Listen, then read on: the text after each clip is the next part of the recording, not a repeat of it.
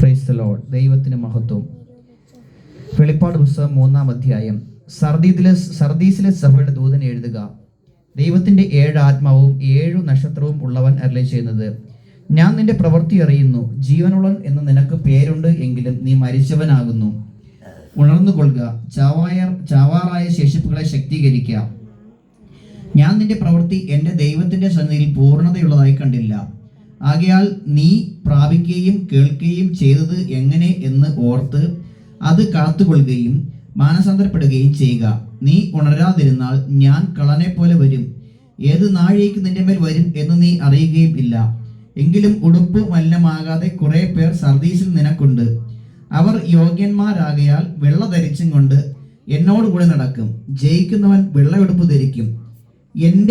അവന്റെ പേർ ഞാൻ ജീവപുസ്തകത്തിൽ നിന്നു മായ്ച്ചു കളയാതെ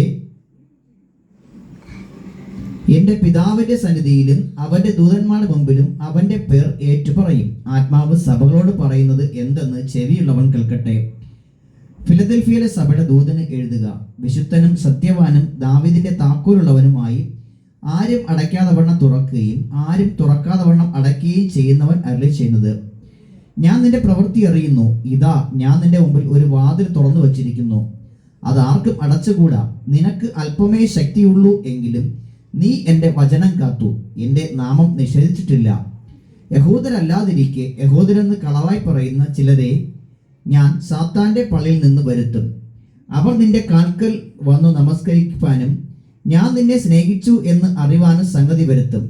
സാക്ഷരതയെക്കുറിച്ചുള്ള എൻ്റെ വചനം നീ കാത്തുകൊണ്ടതിനാൽ ഭൂമിയിൽ വസിക്കുന്നവരെ പരീക്ഷിക്കേണ്ടതിനും ഭൂതലത്തിലെങ്ങും വരുവാനുള്ള പരീക്ഷാകാലത്ത് ഞാനും നിന്നെ കാക്കും. ഞാൻ വേഗം വരുന്നു. നിന്റെ കിരീടം ആരും എടുക്കാതിരിപ്പാൻ തക്കവണ്ണം നിനക്കുള്ളത് പിടിച്ചുകൊള്ളുക. ജയിക്കുന്നവനെ ഞാൻ എൻ്റെ ദൈവത്തിൻ്റെ ആലയത്തിൽ ഒരു തൂണാക്കും.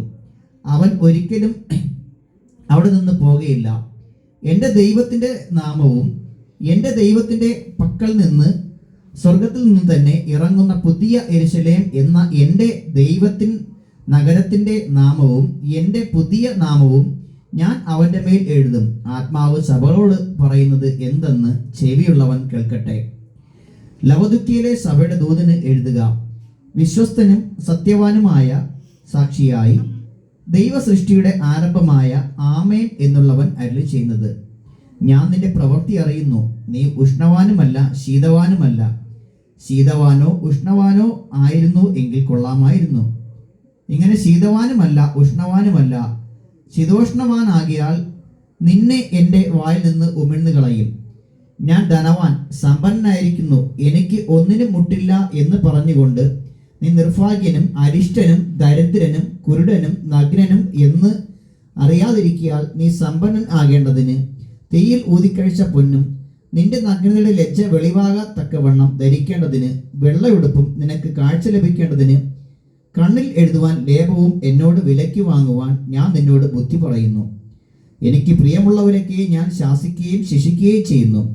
ആകയാൽ നീ ജാഗ്രതയുള്ളവനായിരിക്കുക, മാനസാന്തരപ്പെടുക. ഞാൻ വാതിൽക്കൽ നിന്ന് മുട്ടുന്നു. ആരെങ്കിലും എൻ്റെ ശബ്ദം കേട്ട് വാതിൽ തുറന്നാൽ ഞാൻ അവൻ്റെ അടുക്കൽ ചെന്ന് അവനോടും അവൻ എന്നോടും കൂടെ അത്താഴം കഴിക്കും. ജയിക്കുന്നവന് ഞാൻ എന്നോടുകൂടെ എൻ്റെ സിംഹാസനത്തിൽ ഇരിപ്പാൻ വരം നൽകും. ഞാനും ജയിച്ച് എൻ്റെ പിതാവിനോടുകൂടെ അവൻ്റെ സിംഹാസനത്തിൽ ഇരിക്കുന്നത് പോലെ തന്നെ. ആത്മാവ് സഭയോട് പറയുന്നത് എന്തെന്ന് ചെവിയുള്ളവൻ കേൾക്കട്ടെ. ആമേൻ. ഈ വചനങ്ങളാൽ ദൈവം നമ്മെ അവരെയും സമൃദ്ധമായി അനുഗ്രഹിക്കട്ടെ. God bless you. Amen. Amen.